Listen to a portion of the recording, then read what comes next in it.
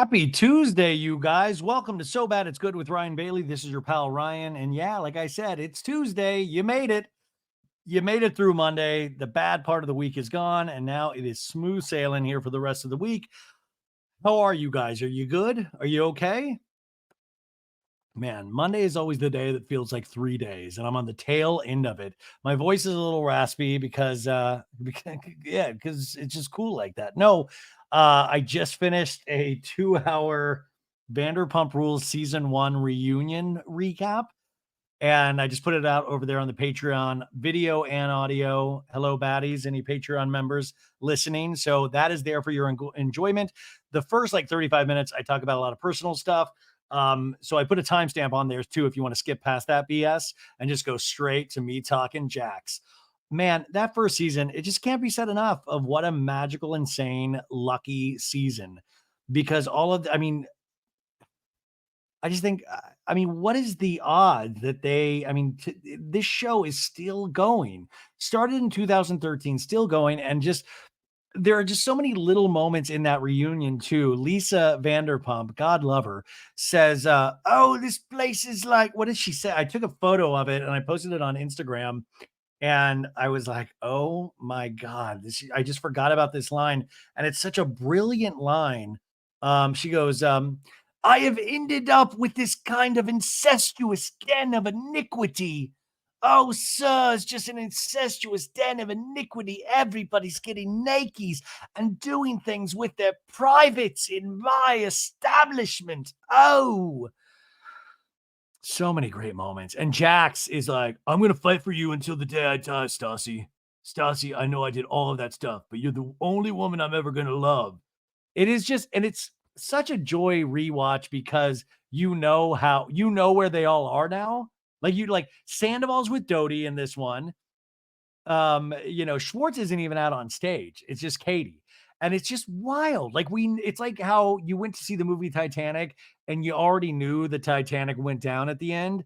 And you're like, there's no way this can still be entertaining. I know how it ends, but it is. Every time I go back and watch, it's just as entertaining. So if you want to hear me scream and yell and do weird voices, go on over there to the Patreon, patreon.com/, so bad it's good. But don't worry, folks. Even if you can't do that, we got tons of stuff for you all the time. We had a 2-hour episode yesterday. We had the OC recap last week. We had the Real Housewives of Salt Lake City recap. Tons of good stuff. And today is a really funny episode I got to have for the first time on a guest that was recommended to me. I knew of him. His name's Dan Allegretto, and I think he is so flippin' funny. And he's got his own podcast called Dial #Dan. And he puts some free episodes up on like Spotify and Apple Podcasts. Like there's a great episode up right now for free with Laura Marie Shaynals, who we love from Sexy Unique Podcast. And we talk about her for a second.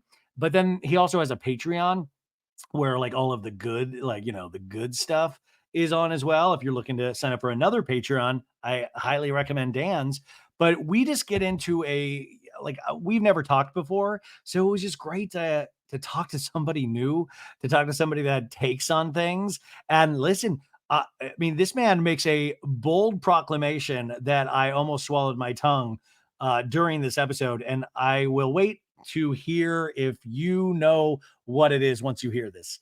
Like, let me know if you're like, oh, that's the moment that Ryan was like, whoa, it was great. I love like unabashed opinions on all of this. So we talk Salt Lake City, we talk OC, but we also talk old OC, like first season OC. We talk old Roni. We talk a little Potomac. We talk about Mary Cosby, because Mary Cosby today, I don't know if you guys read the news, but Mary Cosby sued her own church today, sued the people and says that the people handling the finances at the church owe her and her husband, her grandpa husband, $6.1 million or something insane like that. So we talk about that. We talk about the lawsuit, Tamra, Shannon. It's, and then at the end we give you a little dessert with talking a little Chapel Roan.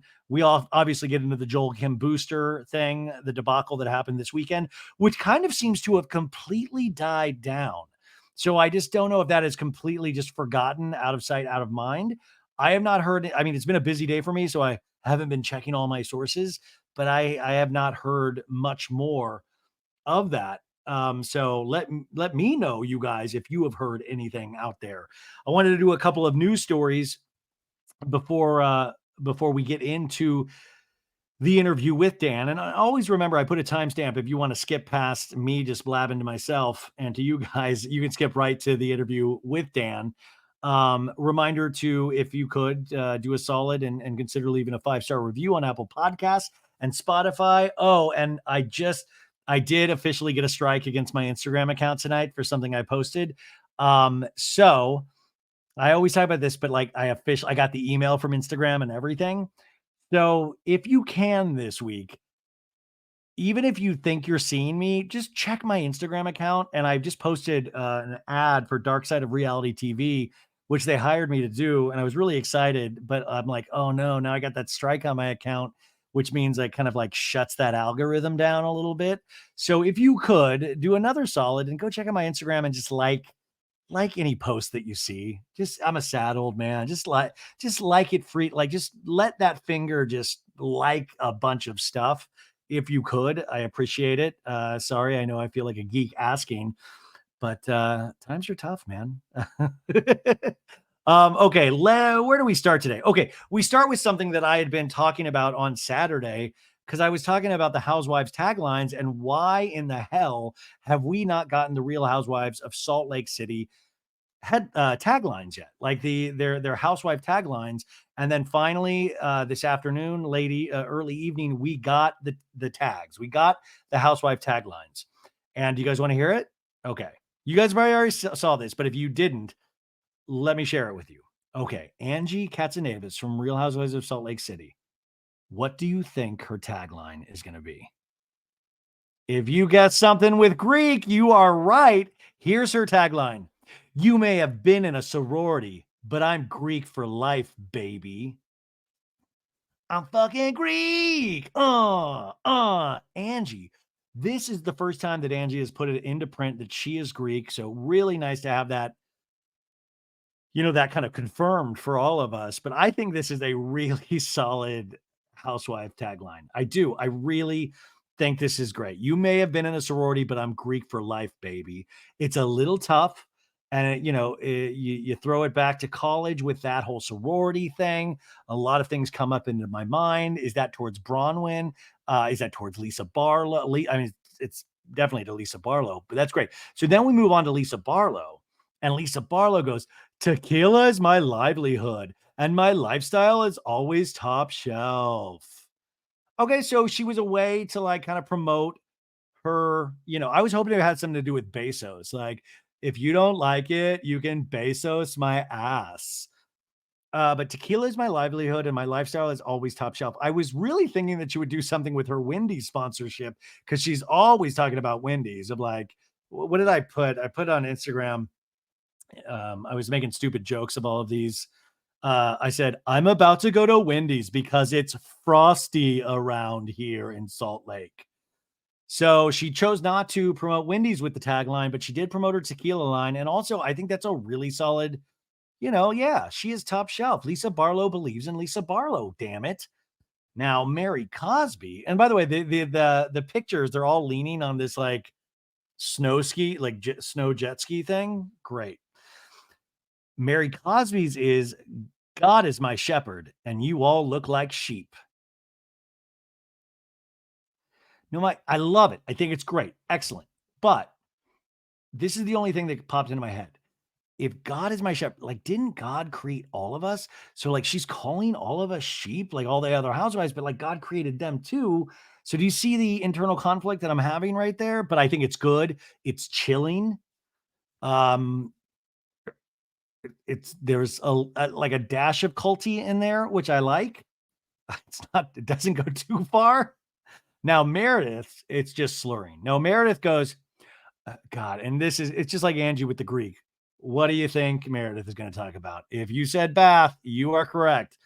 Hers is, I'm known for my tub. And this year, I'm bathing in glory. Maybe we've taken the bath thing too far. You know what I'm saying? Like, I know bath is your thing, but like, we can have lots of things in life. Like I like reading, but I also like listening to music. Like they're both I consider things that I do. So I think Meredith, maybe we've leaned too far into the bath. Like maybe we should a little like a sprinkle of bath from here on out and not just getting hit over the head with how much you like baths because it does get scary at a certain point. It does get scary. It would be great too if her picture was all like pruny because you could tell she had just come from a bath. Her skin's all like that little like raisin like skin that you get when you're in the bath for too long. Also, thank God it wasn't something I'm known for my tub, and Seth is underneath doing weird things with my privates. Hey, I was mentioned in Meredith's tagline. It's me, Seth Marks. I'm in Columbus, Ohio, but all I'm dreaming is going back to Meredith and doing weird things with her uglies. Yeah, bumping uglies. Now, Whitney, this is like Whitney. They're all leaning into what we really make jokes about with all of them. Whitney's is on my healing journey, I always travel first class. So she's saying, like, I'm on that healing journey, but baby, first class all the way. There's no coach in this healing journey. I'm not on standby. I'm in first class, baby. I'm going to Milwaukee first class in the healing journey. Okay, and then this is where it kind of lost me. Heather Gaze is don't play me. I've got the receipts, proof, and the screenshots. Womp womp. Swing and a miss. Swing and a miss. Like the bath thing, yeah, that's overused. But the receipts, proof, and the screenshots, I feel like we could sunset this a little bit. Like maybe let's not play this one for a while. Like we could do the rest of the season without like it was an amazing line. But now you know what I'm saying? And then Bronwyn, new cast member Bronwyn, says the only muted thing you'd find in my wardrobe is my black card. So just it's solid for a season line. The only muted thing you'd find in my wardrobe is my black card. So that is saying like how rich I am. And, yeah, it's obvious, but I like it. I thought it was great. I'm trying to think if she's just yeah. Just another reminder of just how rich she is. Now, I felt bad though, because Brittany, Heather's friend, who we've seen a lot in the first two episodes, she's not a full-time housewife, and that bums me out because I just would have like her tagline could have been something like, I'm Instagram official with my boyfriend. JK. I'm in a Costco cart. Like, so I really like Brittany so far this season. I do. I like her. I don't know why I'm ashamed. Like, I do. Don't yell at me, you guys. I like her. I'm sorry. What do you want from me? Okay, so that happened. And don't worry, it doesn't end there because, oh gosh, where do I go next? Oh. Okay, we did the Salt Lake taglines. Now, Gretchen Rossi, we bring this up with Dan, actually, not this story, but that Gretchen Rossi was in a picture with Jen Pedronti and Katie Janella from OC this past weekend, which I said, they're all crawling back in. Kelly Dodd, Gretchen Rossi. They're like, we want back in on next season. So everybody's making these like really bold proclamations and statements. And Gretchen Rossi, I guess, in her Instagram stories, she did an AMA, Ask Me Anything. She said, thoughts on Tamra's behavior this season. And she had a lot to say about it. Can I read it to you? Okay. She says, how much time do you have? Crying, laughing emoji. I think it's sad that she's been getting away with harming so many people for years now. It seems like she can never be loyal to anyone, especially her so-called friends. I believe the only thing she has ever been loyal to is her paycheck. I do agree. I've always told you guys this. I think Tamra's best friend is the show. Like she is so loyal to OC. She continues, in my experience, she makes up horrible lies about people with no remorse of how it affects their actual lives. She will destroy your character, your livelihood, your businesses, etc., under the guise of claiming she is just a truth teller, which finally it seems the audience realizes it's anything but the truth. It's gross and not okay. So is Gretchen saying she doesn't like liars and people who make up things? Interesting.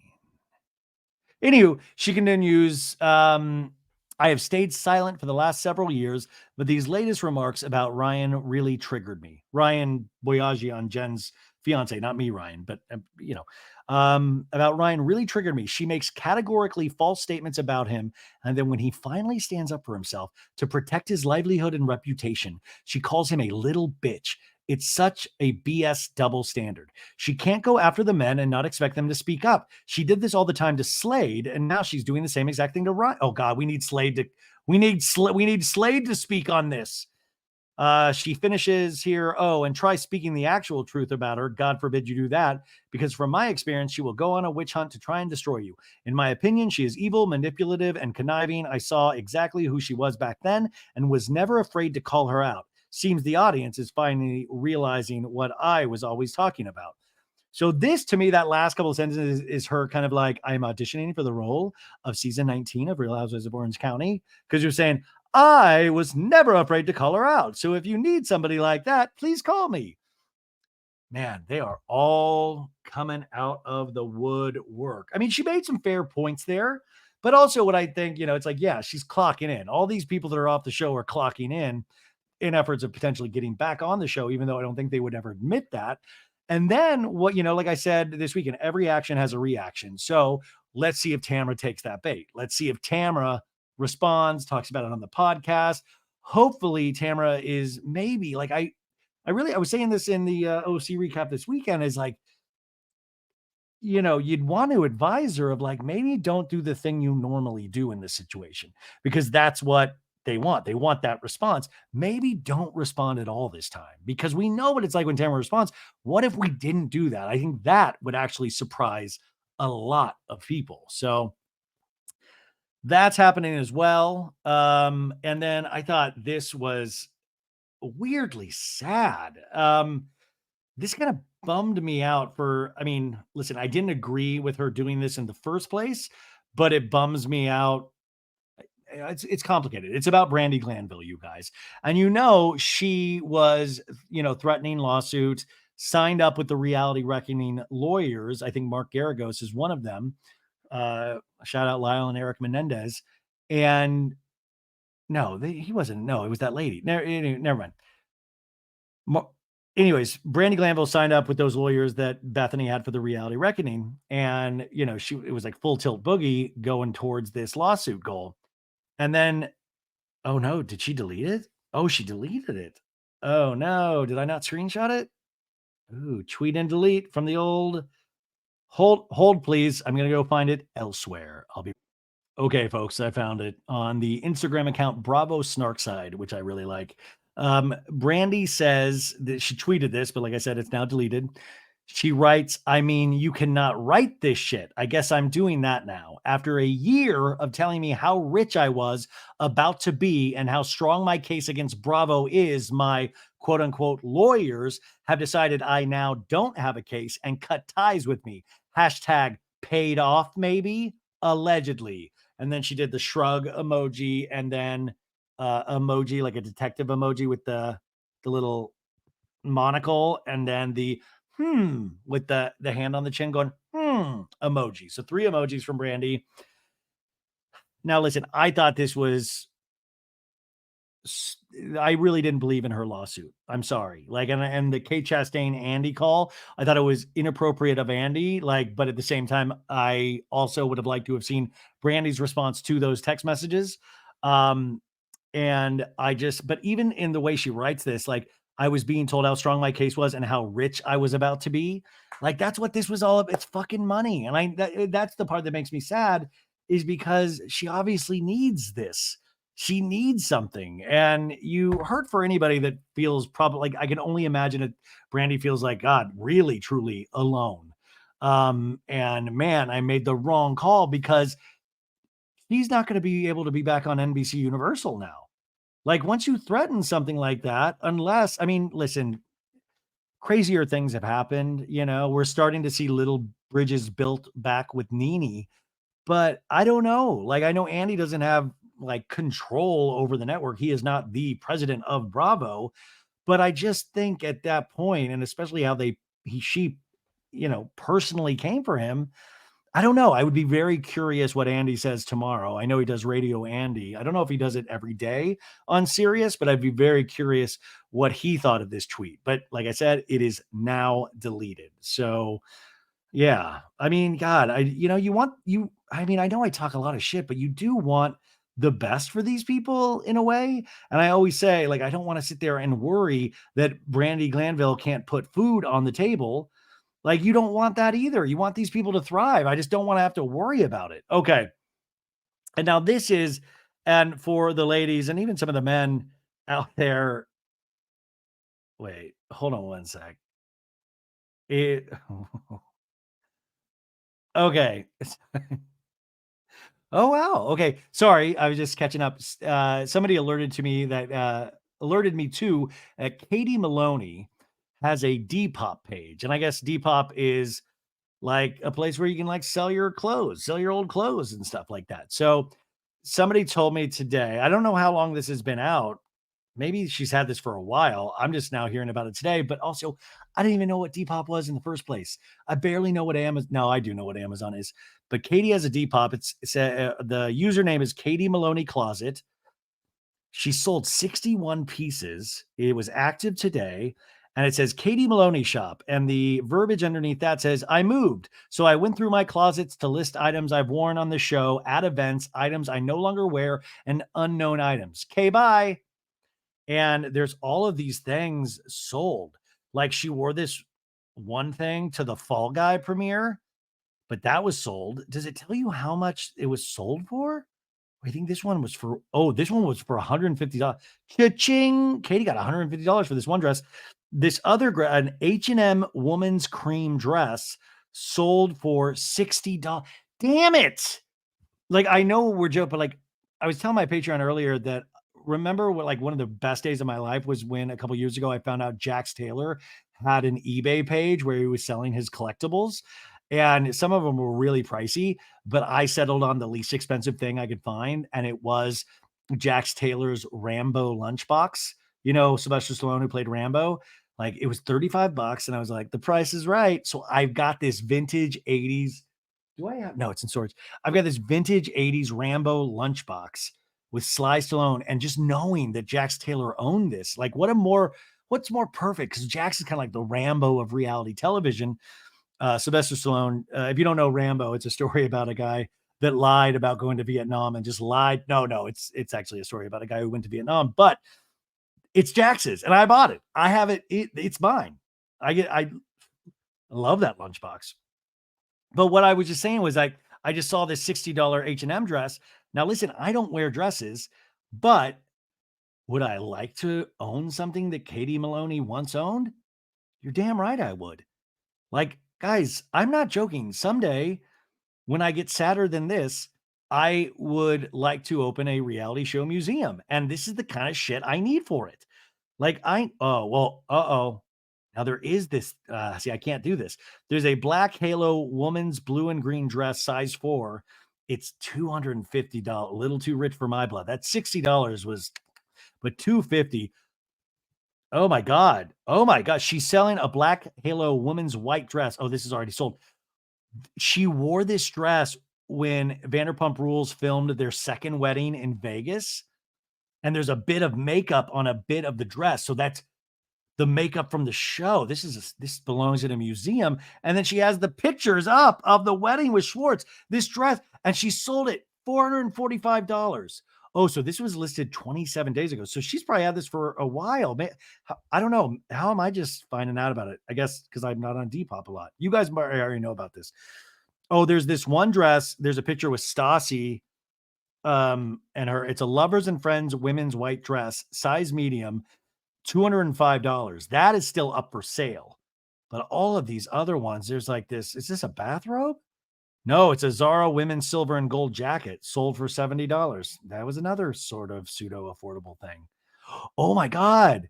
Oh, I remember this. A House of CB women's pink dress. Do you guys remember this one? I totally remember her wearing this. She wore it for the VPR reunion. $350. You could have owned what Katie wore to one of the reunions? This is why this is Oh my goodness. Oh my god. Oh my god. Majorelle, I don't know, Majorelle women's pink dress. If you're watching this on YouTube, look at that little pink dress. She wore this. She wore it to Stassi's wedding, the one that Jax lied about and like bailed out on at the last minute. Oh, oh my god, you guys, this is still up for sale, but it's $320. But that's a piece of history. I mean, that's wow. Sorry, you guys. I'm having a moment. If you could just bear with me. Oh my god, there's I'm I just got chills. Like I'm like, what if she has like one of the Sir waitress little tiny dresses in here? I'm scanning. Oh my god, I remember this one too. She wore this in a talking head. Remember where like the chameleon coloring? $225. Oh, this is still up for sale. She wore it in VPR confessionals. Nice. What a treasure trove. Oh, this is I remember this. She wore this on Watch What Happens Live. It's that pink, like sorry, the purple Joker looking suit outfit. 405 $400 for that one. Yikes. That's pretty penny right there. Yeah, is there anything from Kmart on here, Katie? Oh my god, and she shows in a lot of these the pictures of where and when she wore it. Oh my god, there's this Sailor women's pink dress, $345, and she wore it for the Vanderpump Rules titles for last season. For no, this was season 9, I think. That's another piece of history. What if I just text Katie right now and go, "Hey, could I buy some of your clothes off? Can I get a deal on any of this Depop stuff?" Truly incredible. You guys, I highly recommend Katie Maloney's closet on Depop. But a lot of stuff is sold. A lot of good stuff that I'm going through has already been taken. I'm just now scrolling because it looks like she's been on here for a minute because there's a lot of stuff on here. Sorry, I know this might be boring to you guys, but I'm just truly fascinated. I just scrolled to the very bottom and oh yeah, so it looks like she started this a month ago. She started a month ago. And also, did Katie just move to a new place a month ago? Good for her. Okay, so I don't see one of the Sir cocktail dresses on that, and obviously, yeah, because that's worth $1 million. The Smithsonian probably has it already, or LACMA, or some kind of art museum where they need those kind of things. What a journey we just went on together, folks. Okay, so hopefully you are ready to laugh. Dan, I like Dan. You know what I also loved about Dan? I never talked to him before. I mean, I heard his podcast and I've heard him talk before, but I've never talked to him. And I just love the way he speaks. Like I love people's rhythms, and he has this really cool rhythm about him. And also he'll like think about something while he's like kind of I don't know. I don't know. I geek out about those small things sometimes about people's voices or how they speak in a conversation. So I love this guy. I hope you love him as well. I hope you're ready to lull. I hope you're ready to laugh it up because that's what we did today. But like I said, we talk tons about Bravo, a little pop culture, and that's it. I hope you guys have the best Tuesday ever, and I'll talk to you guys again on Wednesday. And go check out that reunion recap on Patreon if you can. Bye, guys.